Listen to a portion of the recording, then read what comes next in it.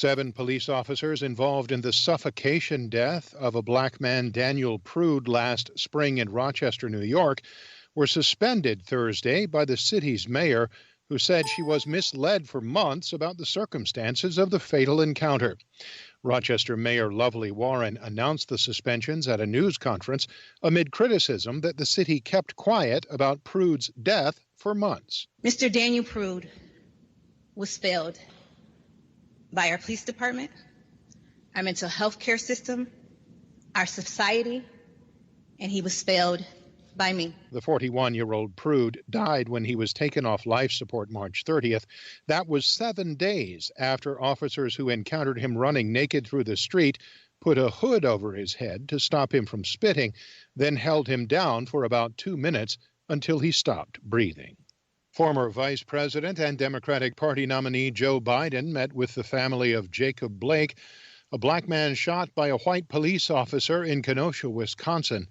AP's Sagar Meghani reports. In Kenosha, Wisconsin, which is still reeling after protests over Jacob Blake's shooting, Biden said the country is finally getting ready for change. This is not who we are. Biden says he spoke on the phone with Blake, who is hospitalized, and met with his family, later telling a community meeting he wants to find common ground, contrasting his visit with that of President Trump, who was in Kenosha 2 days ago and did not mention Blake.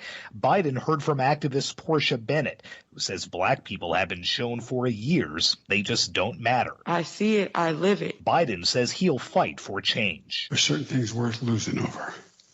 And this is something worth losing over if we have to, but we're not going to lose. Sagar Meghani, Washington.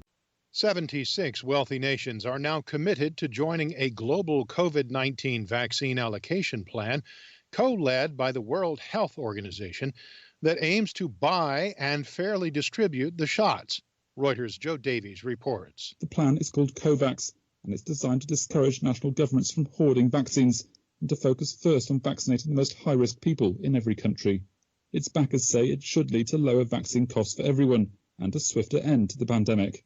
Financing comes out of national budgets, and 92 poorer nations are contributing voluntary donations. Participating wealthy countries are also free to procure vaccines through bilateral deals and other plans. The United States has said this week that it won't join COVAX due to the Trump administration's objection to the involvement of the World Health Organization.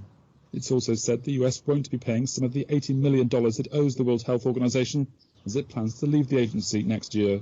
Instead, it'll direct the money to help pay Washington's UN membership bill in New York. That's Reuters' Joe Davies. Congressional aides report a deal has been reached between Democrats in Congress and the White House on moving forward with a bill to avert a U.S. government shutdown at the end of the month. AP's Jackie Quinn reports. House Speaker Nancy Pelosi and the Trump administration have agreed to keep a stopgap government funding bill free of controversy or conflict. That's according to aides who demanded anonymity, who were briefed on the conversation between Pelosi and Treasury Secretary Steven Mnuchin. Both sides are trying to keep any possibility of a government shutdown off the table, despite ongoing battles over a virus relief package and other spending priorities. The goal is to avert a shutdown at the end of September, which would bring unwanted tensions during the run-up to the November election. Jackie Quinn, Washington. Work on a major motion picture has been suspended because of the coronavirus. AP's Oscar Wells Gabriel has the story.